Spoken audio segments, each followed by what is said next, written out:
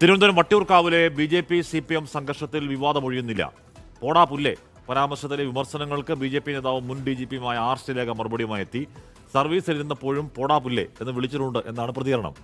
R. ശ്രീലേഖയും TP സെൻകുമാറും പോടാ പുല്ലേ മുദ്രാവാക്യം വിളിച്ചത് മുൻകാല പ്രാബല്യത്തോടെയാണോ എന്ന് വ്യക്തമാക്കണമെന്ന് മന്ത്രി V. ശിവൻകുട്ടി പറഞ്ഞു.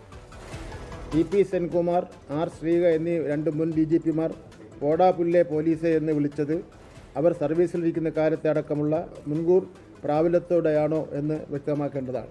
ഇന്നലെ വരെ പ്രോട്ടോകോൾ പ്രകാരം ബഹുമാനിച്ചിരുന്ന വ്യക്തികളെ ഇന്നിപ്പോൾ വായിൽ തോന്നിയത് എന്തും വിളിച്ചു പറയാനുള്ള മാനസികാവസ്ഥയിലേക്ക് ഇവരെ എത്തിച്ചത് BJP ആണ്.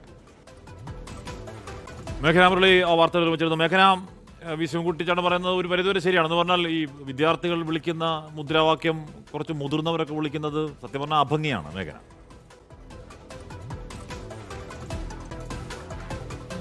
ഹാഷ്മി, പക്ഷേ അതിൽ R. ശ്രീലേഖയ്ക്ക് ഒരു മറുവാദമുണ്ട്. അതിൽ R. ശ്രീലേഖ പറയുന്നത് ഞാൻ സർവീസിലിരിക്കുമ്പോഴും പോടാ പുല്ലേ എന്ന് ഈ ഡ്യൂട്ടിയിലിരിക്കെ തന്നെ വിളിച്ചിട്ടുണ്ട്. അത് തെറ്റ് ചെയ്ത അല്ലെങ്കിൽ കുറ്റക്കാരായിട്ടുള്ള പോലീസ് ഉദ്യോഗസ്ഥർക്ക് നേരെയാണ് ഇങ്ങനെ പറഞ്ഞിട്ടുള്ളത്. ചിലവരെ സസ്പെൻഡ് ചെയ്യുകയും ചിലവരെ ഡിസ്മിസ് ചെയ്യുകയും ചെയ്തിട്ടുണ്ട്. അന്നേരമൊന്നും ആരും വിമർശനം ഉന്നയിച്ചില്ലല്ലോ എന്നുള്ള കാര്യമാണ് R. ശ്രീലേഖ പറയുന്നത്. ഒരു സർവീസ് സംഘടനകളും തനിക്കെതിരെ വന്നിട്ടില്ല. പിന്നെ എന്തുകൊണ്ട് വിരമിച്ച ശേഷം ഇത്തരം വിമർശനങ്ങൾ ഉണ്ടാകുന്നു എന്നുള്ളതാണ് R. ശ്രീലേഖ ചോദിക്കുന്നത്. അതിൽ BJPയും അതുപോലെ തന്നെ BJP പ്രധാനപ്പെട്ട നേതാക്കളും പ്രാദേശിക നേതാക്കളും വട്ടിയൂർക്കാവ് പോലീസിനെതിരെ വലിയ തരത്തിൽ വിമർശനവുമായി തന്നെയാണ് ഇപ്പോഴും ഉന്നയിക്കുന്നത്. മലമുകളിൽ ഒരു വ്യക്തിപരമായിട്ടുള്ള നാട്ടുകാർ തമ്മിലുള്ള ഒരു പ്രശ്നമായിരുന്നു. അത് ഇപ്പോൾ ഒരു രാഷ്ട്രീയപരമായ സംഘർഷത്തിലേക്കും പിന്നീട് പോലീസിനെതിരെ BJP തിരിയുന്ന ഒരു സാഹചര്യത്തിലേക്കും വന്നിട്ടുണ്ട് എന്നുള്ളതാണ്. ഇപ്പോൾ നിലവിൽ SHO ദീപുവിനെതിരെയാണ് പ്രധാനമായും SHO വിപിനെതിരെയാണ് പ്രധാനമായും വിമർശനം ഉന്നയിക്കുന്നത്. വിപിൻ അപരാധം ചെയ്തു എന്നുള്ളതാണ് R. ശ്രീലേഖയുടെ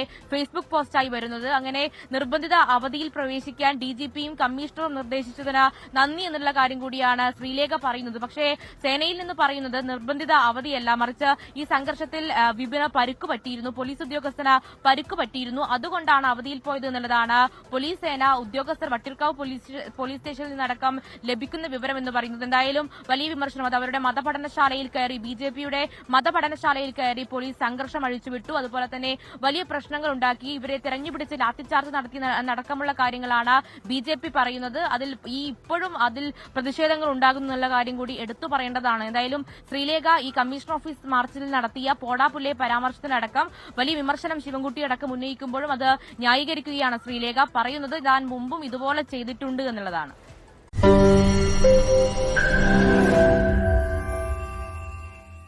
ലോകത്തെവിടെയായാലും ഏത് സമയത്തും 24 വാർത്തകളും ഓഗ്മെന്റഡ് റിയാലിറ്റി പാക്കേജുകളും എക്സ്പ്ലെയിനറുകളും വിശദമായി കാണാൻ ഞങ്ങളുടെ YouTube ചാനൽ നിങ്ങൾക്ക് സബ്സ്ക്രൈബ് ചെയ്യാം.